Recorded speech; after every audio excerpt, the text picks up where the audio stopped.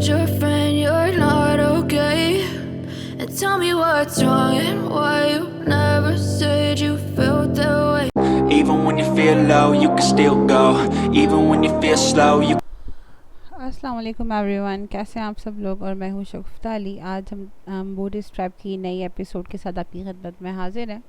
और अगर आपने अभी तक चैनल को सब्सक्राइब नहीं किया तो सब्सक्राइब कर लें और बेल के आइकन को प्रेस करना मत भूलिएगा ताकि आपको अपकमिंग नोटिफिकेशन मिलती रहे। आज का लेक्चर इंपॉर्टेंट होने जा रहा है, वीडियो को एंड तक देखना मत भूलिएगा। They are very informative for you. तो यहाँ पर लिखा हुआ है, आज हम बूटस्ट्रैप में डिस्कस करने जो जा रहे हैं, this is called the rows and column. यहाँ पर रोज़ एंड कॉलम का मकसद क्या है, ठीक है। फॉर एग्ज़ाम्पल, अभी जिस तरह से मैंने प्रीवियस क्लास के अंदर जो पर मैंने जो है वो पिन की है, उस क्लास के अंदर अगर आप जाते हैं तो वहाँ पर हमने ऑटो कॉलम लेआउट को चेक किया था, ठीक है। कि अगर मुझे एक लाइन के अंदर 5 कॉलम चाहिए तो मैं किस तरीके से उन 5 कॉलम को डिवाइड करूँगी, ठीक है। लेकिन मुझे ये बात क्लियरली पता थी कि मेरी ओवरऑल विद 12 से ज़्यादा नहीं जानी चाहिए। 12 कॉलम से ज़्यादा मैं उसमें डिज़ाइन नहीं कर सकती। तो जिस तरह से हमने लास्ट लेक्चर में 5 को देखा था, अगर इसी तरीके से मुझे एक ही रो के अंदर 10 कॉलम चाहिए, ठीक है।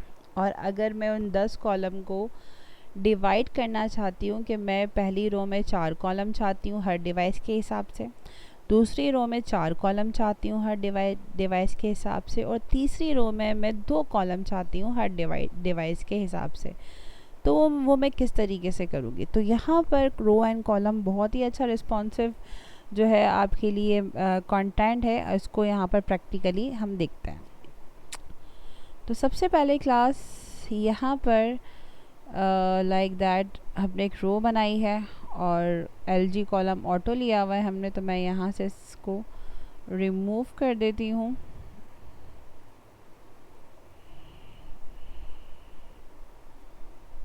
ठीक है, और मैं कंटेनर का और डेफ का फ्लोट बनाने देती हूँ, ठीक है।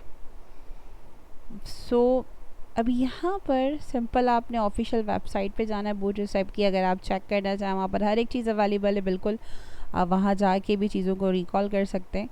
तो यहाँ से मैंने ये इस कोड को पिक किया और पिक करने के बाद जब मैंने इसको अपने एरिया में पेस्ट किया, ठीक है,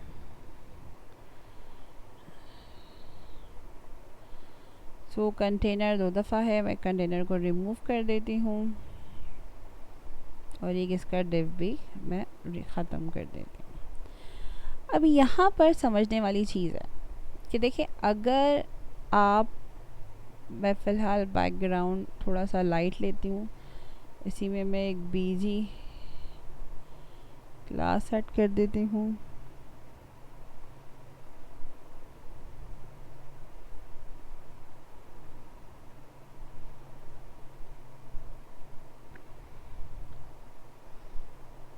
और मैं इसको ज़रा रन करा के आपको दिखाती हूँ कि what is the result behind.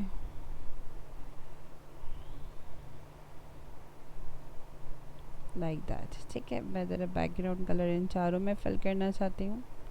मैं एक प्रॉपर्टी जो है वो फॉर द बैकग्राउंड वो मैंने इन चारों में ऐड की हुई है।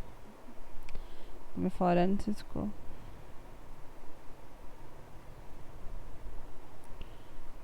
कॉपी करके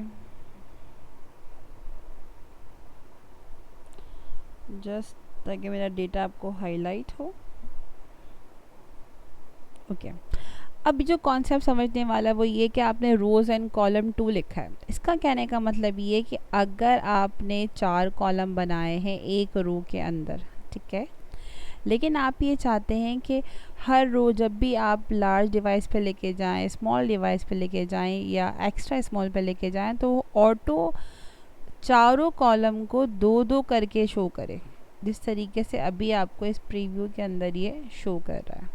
उसने क्या किया, उसने ये किया है कि इन चारों कॉलम को 2-2 करके शो किया है, 2 इस साइड पर 2 इस साइड पर। अगर हम डिवाइस पर जाते हैं, इंस्पेक्ट की और चेक करते हैं, तो यहाँ पर भी वो आपको डिवाइस के हिसाब से कॉलम को 2-2 में ही एडजस्ट कर रहा है, ये देखें, ठीक है। ओके, इसी तरीके से अगर मैं यहाँ पर ये चाहती हूँ कि मैं, जब मेरा 4 है ये, तो अगर मुझे यहाँ पर 3 चाहिए, एक रो के अंदर 3, ठीक है, तो ये अब सिचुएशन क्या करेगा, ये देखिए इसने 3 कॉलम शो करे एक ही रो के अंदर, एक बाकी रिमेनिंग जो था वो नीचे ले गया। अगर मैं इसको बढ़ा देती हूँ और अगर मैं इसको 10 पर लेके जाती हूँ,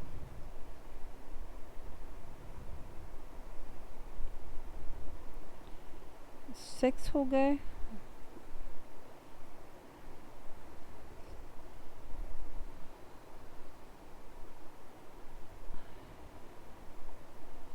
एट हो गए, और यहाँ पर मैंने 2 और ले ली, ये हो गए 10। तो अब मैंने ये कहा कि रो कॉलम 3, मतलब वो हर रो को कॉलम 3 में डिवाइड करेगा। सो चेक करते हैं, ये देखें 3 3 3। इसी तरीके से अगर मैं यहाँ पर चाहती हूँ जितने भी कॉलम्स है they are auto adjust in any device, तो मैंने यहाँ पर ये कहा कि हर रो के अंदर मुझे सिर्फ 2 कॉलम दिखाई दिए जाएं, चाहे वो लार्ज स्क्रीन हो, चाहे वो स्मॉल स्क्रीन हो, या वो उससे भी ज़्यादा लार्ज स्क्रीन की तरफ क्यों ना लेके चला जाए, ठीक है, एक्सेल भी क्यों ना हो।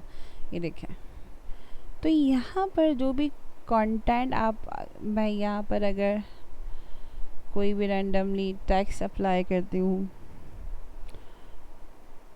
लॉरेम का, इसी तरीके से यहाँ पर भी मैं कोई टेक्स्ट अप्लाई करती हूँ लाइक दैट, और अब मैं इसको रन करा के चेक करती हूँ। ये देखें, तो उसने क्या किया, आपके ऑटो कॉलम को चेक किया, उसके बाद उसने ये देखा कि आप क्या रिक्वायर्ड कर रहे हैं। आपने अगर वहाँ पर 2 लिखा है तो वो 2 ही देगा, और अगर आपने वहाँ पर 3 3 में ईच रो में डिवाइड करना है तो सेम वो आपको 3 ही देगा। तो यहाँ पर अगर मैं 3 लिख देती हूँ या 4 लिख देती हूँ या 5, तो फिर वो क्या करेगा, उन 5 को इस तरीके से डिवाइड कर देगा। ये देखें, ठीक है, 5 ऊपर दिए और 5 कॉलम उसने नीचे दिए। सो आई होप आपको आज का लेक्चर क्लियर हो गया होगा बोर्ड स्टैपलिंग का, और अगर कोई भी क्वेरी है बिल्कुल एज़ यूजुअल आप मुझसे पूछ सकते हैं। So this is the very कह सकते हैं कि यूज़फुल टेक्नोलॉजी है रिस्पॉन्सिव की। आप इसको वेब डेवलपमेंट के अंदर बहुत ही आसानी से यूटिलाइज़ कर सकते हैं। सो जब तक अपना ख्याल रखिएगा, और अगर वीडियो पसंद आए तो लाइक करना, चैनल को सब्सक्राइब करना मत भूलिएगा, और वीडियो को एंड तक देखिएगा। अल्लाह हाफ़िज़।